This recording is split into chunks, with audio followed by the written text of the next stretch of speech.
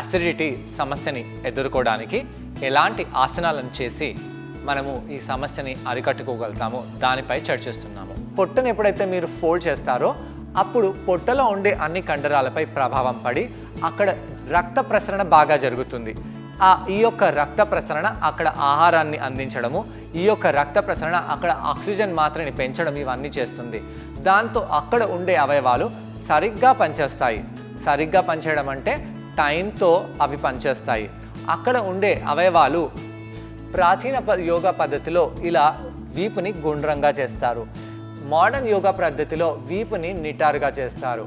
అయితే ఇప్పటి వరకు మనము వీపుని నిటారుగా చేయాలి.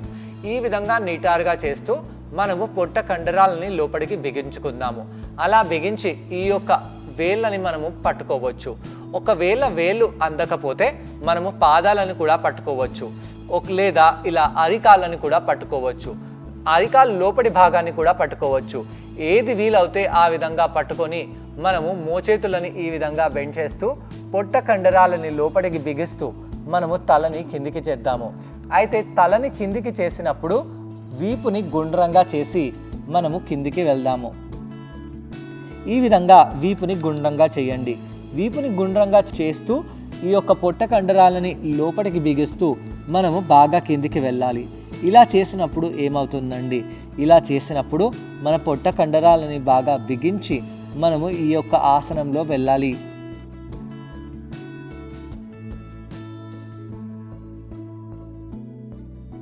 ఇక్కడ కొంత సమయం పాటు అలానే ఉండండి. అయితే పొట్టపై ప్రభావం పడేలాగా చూడాలి.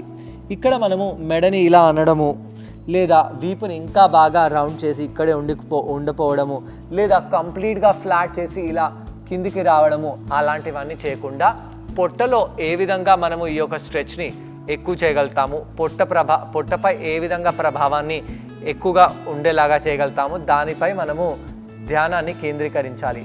పొట్ట కండరాలని బాగా లోపలికి బిగిసి వేసి కూడా మీరు మీ పాదాలని పట్టుకోవచ్చు.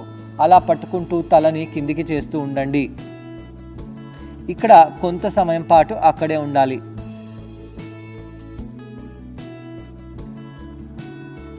అలా చేస్తూ తలని ఇంకొద్దిగా కిందికి తీసుకెళ్ళండి.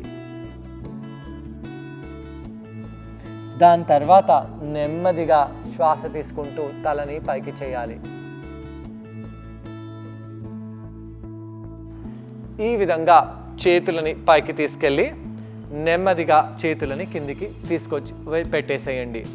ఎప్పుడైతే మనం పొట్ట కండరాలపై ప్రభావం పడేలాగా ఆసనాలను చేస్తామో అప్పుడు అక్కడ రక్త ప్రసరణ బాగా జరగడంతో పాటు ఆక్సిజన్ మాత్ర కూడా పెరుగుతుంది. దాంతో ఆ అవయవాలు బాగా పనిచేస్తాయి. అలానే కాకుండా అక్కడ ఉండే అవయవాలకి ఆహారాలు పదార్థాలు బాగా దొరకడం వలన అవి ఆరోగ్యంగా అవుతాయి. అదేవిధంగా అవి అక్కడ ఉండే టాక్సిన్స్ని కూడా వదిలేస్తాయి. ఎప్పుడైతే మనం ఈ విధంగా కిందికి వంగుతున్నామో మన అపాన ప్రాణవాయువు ఇక్కడ బాగా యాక్టివేట్ అవుతుంది. అపాన ప్రాణవాయువు యాక్టివేట్ అవ్వడానికి ఈ విధంగా కిందికి వెళ్ళి మనము ఈ యొక్క కాళ్ళ మడమల భాగాన్ని బాగా మన వైపు లాగుతూ ఇంకా తలని కిందికి చేయాలి. ఇక్కడ కొంత సమయం పాటు ఉంటూ ఆ యొక్క ప్రాణవాయు అపాన ప్రాణవాయు ఏ విధంగా ఇక్కడ పనిచేస్తుందో గమనిస్తూ నెమ్మదిగా పైకి వచ్చేసేయండి. పైకి వచ్చేసి ఒకసారి మనము సుఖాసనంలో ట్విస్ట్లో వెళ్దాము.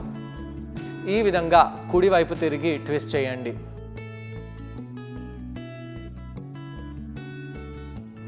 దాని తర్వాత నెమ్మదిగా మనము ఎడమ వైపు తిరుగుదాము.